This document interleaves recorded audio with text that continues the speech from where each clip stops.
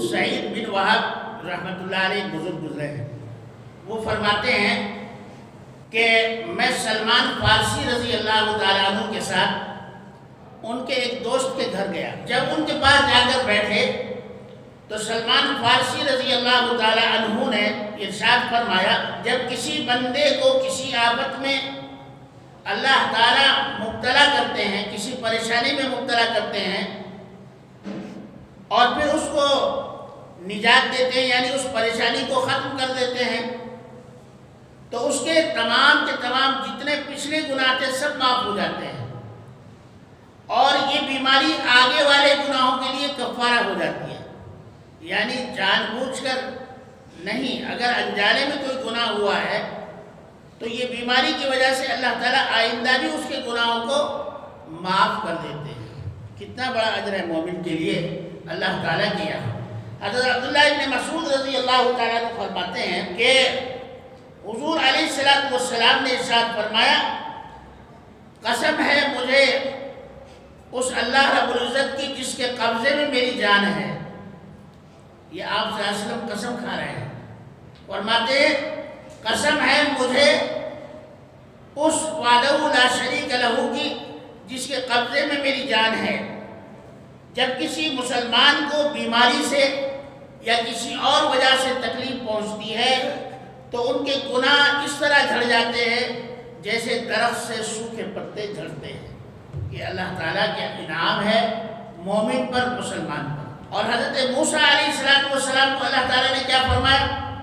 موسیٰ علیہ السلام کو اللہ تعالیٰ نے ارشاد فرمایا، اے موسیٰ میں نے انسان کو 3 نعمتیں دی ہیں اور 3 نعمتوں کو 3 چیزوں میں قید کر دیا ہے۔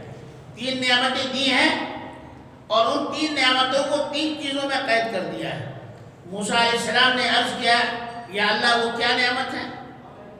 فرمایا میں نے انسان کو زندگی دی، صحت دی اور پھر موت دی، اور موت بھی نعمت ہے اس لیے کہ اس موت کے بعد مجھ سے ملاقات ہوتی ہے۔ موسیٰ علیہ السلام نے عرض کیا، یا اللہ وہ 3 چیزیں کون سی ہیں جس میں ان 3 نعمتوں کو آپ نے قید کر دیا ہے؟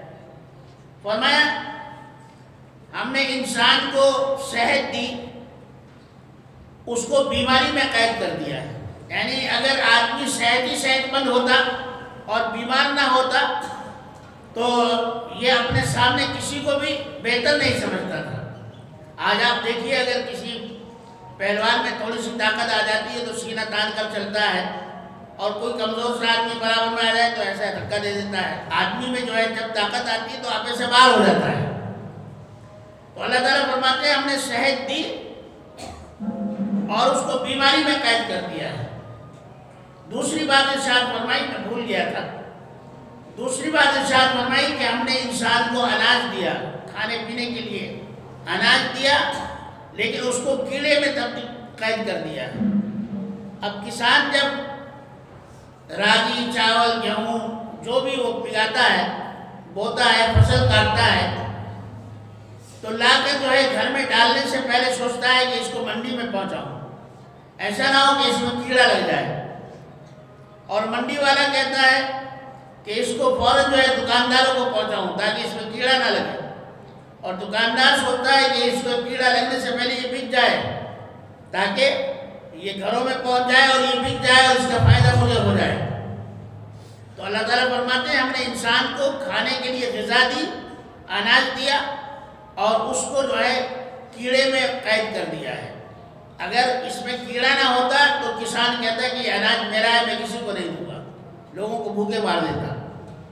تو اللہ تعالیٰ بڑے عجیب و غریب صفات والے رب ہیں کہ تمام مخلوقات کا خیال فرماتے ہیں۔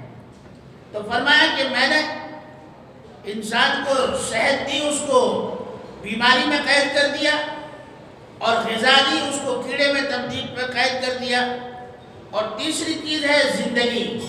اللہ تعالیٰ فرماتے ہیں کہ زندگی میں نے انسان کو زندگی دی لیکن اس کو موت میں قید کر دیا ہے۔ اگر زندگی ہی زندگی ہوتی اور موت نہ آتی تو اب ایسا نہ ہوتا جیسا اب ہو رہا ہے۔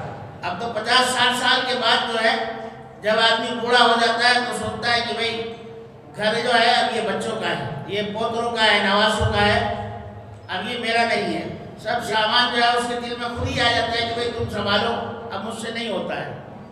اور اگر صحت ہی صحت ہوتی اور آدمی کو موت نہ آتی، زندگی ہوتی اور موت نہ آتی، تو آدمی کہتے ہیں کہ بھئی نکلو باہر، یہ گھر میرا ہے، اس لیے کہ تم اپنا گھر دوسرا بناؤ جاتا۔